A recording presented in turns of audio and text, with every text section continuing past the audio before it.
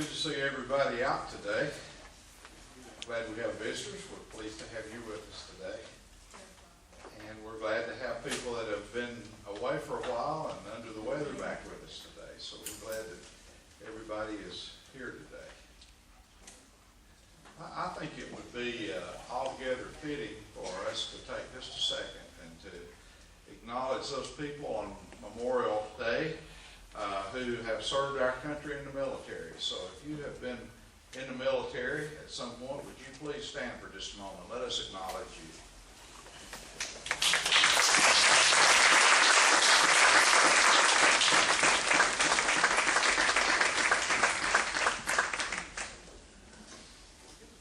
That's a fine-looking group of people, isn't it? Exactly. We should be proud. You know, I think we should, Charles always says thank you to those that lead our music and play the piano for us. But I thought you all sounded particularly good today. I think a little more work, this could be in a choir, don't you think? I mean, we got the leader, we got the piano player. Practice every Wednesday night. Yeah, you could. Well, I'm talking about kind of a, what would you call it? You wouldn't call it an old folks choir. How about the seasoned citizens for Christ? There you go. Closer to heaven, true. Yeah. Well, closer to heaven, probably a little bit true. And then we got a bishop and a district superintendent that could preach. I know we can get Dave to take up the money. He's good at getting taking up the money. We got a chaplain. I mean, we're covered. We could just get out here and take this show on the road. We got a camera. I mean, what more could you want? So thank you all for the music. It really makes it very nice to come in and get started. I appreciate Mary Gray filling in last week, and then I was gone a couple of weeks before that. I kind of felt badly last Sunday morning. I felt like somebody that had gone out with their friend and gone on a date with somebody else. So Bob Oldham was my friend, and he took me out for a date to Signal Crest. But they had a special program up there that I had a chance to participate in. I did have a couple of people, Bob, tell me it's a lot closer to Signal Crest than First-Centenary. I want to save on gas. I don't think I'm interested in saving that much on gas. But thank you, Bob, for putting that together and allowing me to be a part of it.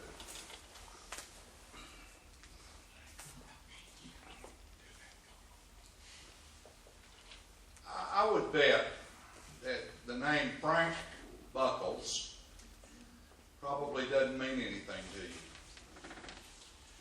you. It didn't mean anything to me until I was preparing a couple of weeks ago for this lesson. But I found out a little bit about Frank Buckles that you might find interesting, particularly today. He died in 2011, on February the 27th. He lived a long and hearty life. He was over 100 years old. Frank Buckles died in 2011. He was the last surviving American soldier from the First World War. There are none of those veterans alive anymore. 65 million people across this world died in World War I. 65 million people across this world fought in World War I. 9.7 million of those people died on the battlefield. Almost 1 out of 6 people that went off to that war did not come back. Almost 1 out of 6 people, all of whom averaged less than 20 years of age, did not come back. If you go to some places in our world like France and England, they will tell you that a whole generation of people evaporated because of those people that died. It's easy to see when that First World War was over that everybody said it was the war to end all wars, that no one would ever get involved in anything like that again. But by the time you come down to World War II, 16 million just Americans fought in that war, and 700,000 lost their lives. Today, statistics tell us that there are still 500,000 people, mostly in the United States, who are still alive that fought in World War II. And some of you are here, and some of you know people that would fall into that category. And 362 of those World War II veterans die every single day. 362 World War II veterans will die today. We overlook Korea, but in Korea there were 5.5 million Americans that fought there. There were 55,000 Americans that died in Korea. And you want to know the horror that goes beyond just those numbers? Of those 55,000 people that died who were Americans in Korea, 5,000 of them were not shot. 5,000 of them were not blown up by some kind of bomb. 5,000 Americans in Korea froze to death because of the terror of that world and the battles that they were in. There are still over 8,000 American bodies that have not been recovered from the Korean War. There's 750,000 soldiers who fought in Vietnam who are alive today. And I know that you know those people. And I know that some of them are part of your families. And 390 of those people die every day. So on this Memorial Day, 390 people who fought in Vietnam will die. And 20 of those people will die from suicide, directly related to their experiences and their inability to come back from their time that they were in war. I'm going to stop there because statistics have a way of kind of running in one side of our heads and out the other. But you see what we've done immediately in stopping. We haven't made any mention of those Americans that served in Iraq with valor and distinction. And we made no mention of those Americans that still are serving today in Afghanistan and who knows where else, who are out there in harm's way, so that we can come in here and air-conditioned coolness on a hot day, and we can have relationships with our friends that are friendly and kind, and we can stand in this place and we can worship God. We should never overlook Memorial Day. We should always realize that the freedoms that we have to have the kind of country that we have, with its ups and downs and its goods and bads and its rights and wrongs, that we would not have this democracy if it wasn't for a long list of people that we could mention, that we know, that have been parts of our lives, that have been parts of our kinship patterns, that gave the ultimate sacrifice so that you and I can be right here today doing the kinds of things that we do. God help us that we would not forget. Now, I want to give you a parallel statistic. And this statistic will not be a friendly one for a lot of us, but for some of us, maybe it is a little friendly because we're sitting here to hear it. In America today, not among veterans, but among the general population. In America today, not among people that went off to war, but amongst people like you and I across this country.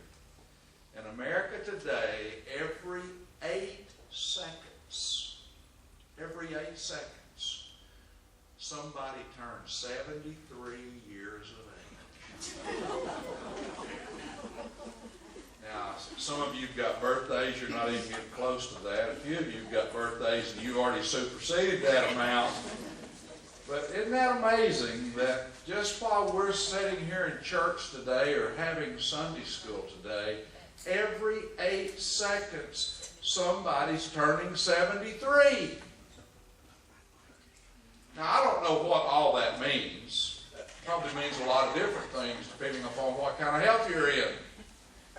But it does mean that there's a lot of us that are probably getting closer to the end of the line than we are to the beginning of the line. And it's probably very true that we're kind of on the short end of the stick in terms of how much longer that we're going to be around here. Now, I don't say that to be maudlin or to make anybody feel bad. That's just kind of a fact we deal with every day, isn't it? But let's bring all of that together. And let's see what gets lost in that process. We find ourselves at a time where every day of our lives that close to 1,000 people who served our country in the military are passing away. And we live in a time in which people that are our peers and people that are older than us maybe, that they're passing on to their greater rewards as well.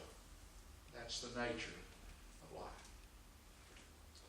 Here's the question I'd like you to think about on this Memorial Day. In that process, the process of veterans moving on, the process of the general population moving on, what gets lost in that process?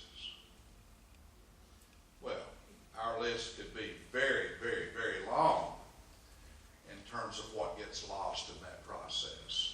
People that we love get lost. People that we knew get lost. People that were contributors in their work and in their activities in our communities get lost. The lives of individuals and the places that they've lived and the things that they've done, the ways that they've contributed. All of that gets lost, of course. But here's what I'd like for you to focus on that gets lost in that kind of passing. What gets lost is stories. You ever thought about that? What gets lost is stories.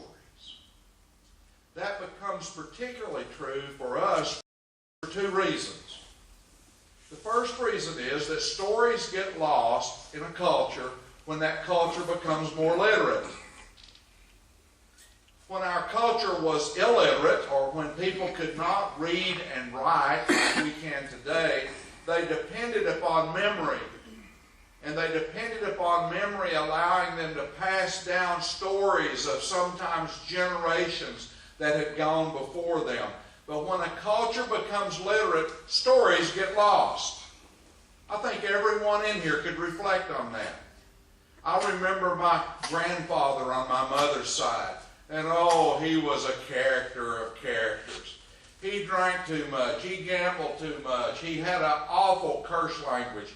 I remember when he got what they called hardening of the arteries. Remember that? Which was probably some form of Alzheimer's. Me and my cousins would go into the room where he was kept, and oh, we'd get him stirred up, and the curse language that would come out of that room was just amazing. And of course, we loved every minute of that, especially if a preacher was in the house. But my old grandfather, he must have had 35 or 40 stories, and he told those stories with great enthusiasm and with great clarity. He was almost like a poet with his stories. Sometimes we'd ask my mother, tell us one of Grandpa's stories. And she had 2 or 3 of them. And my kids have heard 1 or 2 of them. You see what I'm saying? He had no degrees. He didn't go to high school, but my mama did. She had no degrees, but I do. But we've lost the stories. Because when we become literate and we don't depend so much upon memories, the stories get lost. Second reason. And my mother and grandfather didn't have to worry about this, and I didn't much, but now it's the bane of my existence as it may be yours, and that's all these machines that we have and all this social media that's ours. When's the last time you've been to a library and looked something up? It's been a long time, hasn't it? How many times has it been since you went to Wikipedia? Probably within the last 24 hours. When's the last time you opened up a Good Housekeeping red and white checked recipe book and made something from a recipe? You don't even know where that book is because you hadn't had it out in so long. All you got to do is flip on that machine, and on and on and on. Where do you think I got this data? Do you think I went to the library and went through 7,000 books about soldiers and war? No, basically I found this data in about an hour on the internet. And now I'll put this lesson on the internet, and Jim's going to put it on video. And you see what that does? That causes us not to have to remember. That causes us to have the option of taking those memory areas of our brain out, and I guess use them to figure out how to play Minecraft if you keep up with your grandkids. And our memory goes away, and we don't remember the stories. So we've lost a lot of people. And we've lost a lot of lives. And that's multiplied out across this world exponentially. The loss of those lives is always sad. But we've also lost an awfully lot of stories. It's interesting how that in the German language that they understand exactly what I'm talking about. If you go back into the German language, they have two words for history. One word is the word history. And in the German language, when they think about history, they think about factual events that have occurred that have some record built around them, and that you could research or understand or go and walk through the past around that history. And that is the history of people who lived at a certain time and did certain things, and countries that existed at a certain time and did certain things. There is an awfully lot of history. The Germans have a second word. And that second word is hard to say. It doesn't sound East Tennessee-ish, but I'll say it anyway. It's the word Geschichte. Geschichte. It's like G-E with a schick razor in the middle of it and a T on the end of it. Geschichte. And Geschichte doesn't say much about literal, check the facts history. Geschichte is not interested in talking about Jack Webb on Dragnet saying, all I want, ma'am, is the facts, just the facts. Geschichte talks about the stories that are always more intimate, that are always more personal, that are always about something that reaches to the depth of our humanity. That's always something about that defines us as human beings in our cultures. We reduce history to numbers, or we reduce history to facts, or we reduce history to time frames, unfortunately too often earmarked by the wars that were going on then. And we lose the Geschichte. We lose the story. And it's the story that describes our humanity. And it's the story that describes our best. And so, on this Memorial Day, in the progress of the loss of soldiers, some of which we're not concerned enough about, especially those 20 that will commit suicide today, we not only talk about the loss of soldiers and comrades and mates and friends, but we talk about the loss of their stories. And that's what we can't afford. And that's what will hurt us in the long run as much as wars. Because we lose context with who we are at our best. And that gives our word the opportunity to emerge more easily. We lose context with when we are heroic. And that causes that which is not real heroic to become become more the normalcy of our day. We lose contact with that which is the best of the people that we've ever known. And sometimes that allows the worst of the people that we've ever known to flower and to flower freely. I'll tell you what I'm thinking about today. Not just the number of people that have died, not just the dated historical wars that we can talk about. I'm thinking about John Kelly today. And John Kelly's a real human being. And John Kelly, for about 15 years, was a real part of my life. He's Phyllis's great uncle. John Kelly was born in Athens, Tennessee. And when he was about 17 years old, he felt God calling him to be a preacher. And he gave his life to the full-time service of the Lord. And that was real to him, and that was important to him. But John Kelly had a great big old interruption. Because about the time that the Lord called him to be a preacher, Uncle Sam called him to be a soldier. And he was one of the first people to come out of McMinn County in East Tennessee to go and to sign up for the First World War. And he became an infantryman. And he was one of the first Tennessee infantrymen to alight in France. And he fought across France in all the great battles that the American forces were involved with. John Kelly came back after the war, and he got back to his calling from God. And he spent the rest of his life serving Baptist churches all over Ray County and McMinn County and Monroe County, and was a grand old man who never had a lot of formal education, but whose house was filled with books that he read daily and Bibles that he wore out daily, because he felt like that if you stood up in front of people and talked in a place that was associated with God, you ought to have something smart and accurate and good to say. He influenced my life in that way. But John Kelly, on occasion, would get a far, far away look in his eye.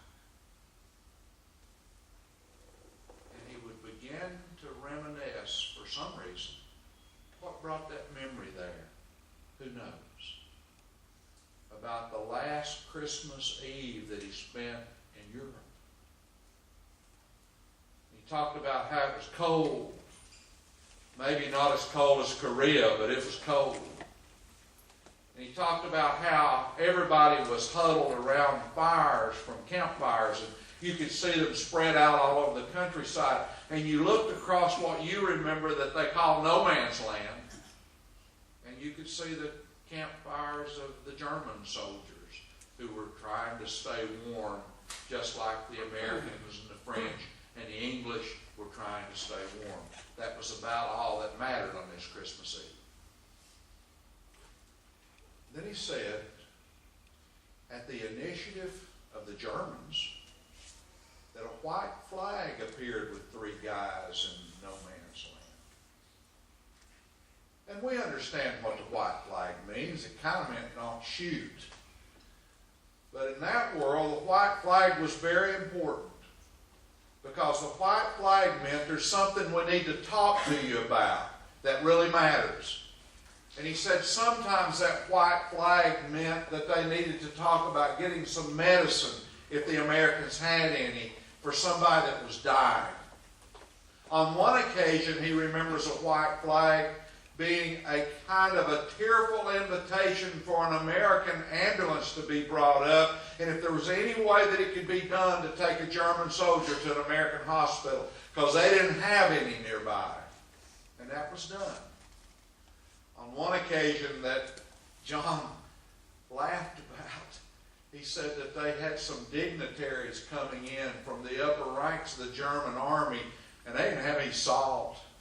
They didn't want to get in trouble with those brass-wearing dignitaries, and so they put the white flag up, came out into no man's land, and went back with 5 pounds of salt. The white flag was really important.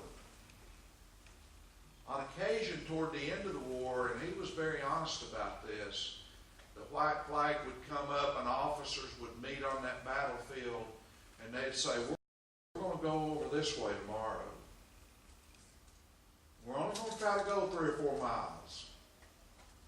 And it'd be better for us, and it'd be better for you if there was nobody over there tomorrow. It wasn't a threat. It was an action of mercy amongst men who knew that a war was about done and nobody else needed to die. But that white flag on Christmas Eve was for another purpose. You think we could get together out here and celebrate the birth of Jesus? And John Kelly, with his eyes still way far away, would talk about Germans and Americans and Englishmen getting out on that dead ground and singing Christmas carols, throwing a few lights on an old tree that was kind of blown apart but still there, and sharing very different kinds of food, and John Kelly saying, they love my cornbread. And at one point, a soccer game was brought out. At another point, there was some dancing that was done. And then as the sun began to rise on that Christmas morning, they went back to their lines, and out of respect for Jesus Christ, they didn't shoot any guns at each other that day. And the next day, it was war all again for the better part of another year. So you see what I've tried to do on this Memorial Day? I've tried to go beyond statistics. I've tried to go beyond dates. I've tried to go beyond history. And I've tried to move to Geschichte, because that's a man's story. And I'm getting older. And one of these days, I won't be the repository of that story anymore. So maybe I need to share it with my kids, or I know my grandkids would like it. We don't need these stories to get lost. Because beyond the flags, and beyond the music, and beyond the fireworks, it's these stories that are the true memorial of these people's lives that we recall today. So I hope you'll go sit somewhere today for a few minutes, and I hope you'll remember somebody's story. Somebody that you may have fought with, or somebody that may have been in your family that died over there. Some story of somebody you went to high school with or college with, and they made it back, and sometimes they would get a long look in their eyes, and they'd tell you about what may have happened to them. We don't need to lose these stories because we have become so literate. If we do, we'll leave something of the best of us in the past. We don't need to lose these stories because we've got all these machines that allow us to look something up quickly, because it sometimes makes people like ciphers. We need to memorialize these people by remembering their stories. And if we're able to thank them for that, and if we're able to make sure that someone else becomes the repository and takes those stories forward, even about old men that used to live in McNeil County. Let us bow our heads in prayer. We hate to talk about wars, our Father, and we would pray, as that old song says, that we could come to the place where we'd have wars no more. We hate to think about people who froze to death, or whose life was blown out of them by bullets and by bombs. We hate to think about people that had to assault enemy positions or fly above enemy cities and aircraft being shot at, who rode beneath those surfaces of the water and sometimes found watery graves. We hate to think about that. But oh God, help us to know, if we do not memorialize these people with their stories, that sometimes the very best of who we are, the very most courageous and the very most heroic, will get lost. And in that getting lost, give opportunity for something that's less than heroic or less than best to become more normal around us. We're thankful for all those people who have heard the call of God and who have stood in pulpits or on mission fields. And we're thankful for those people who heard the call of their country, got up and went, and faced the odds of never being the same again. Oh God, help those 20 people out there today, so disturbed and eaten up in their souls from wars, that they would contemplate taking their own lives. God, help those people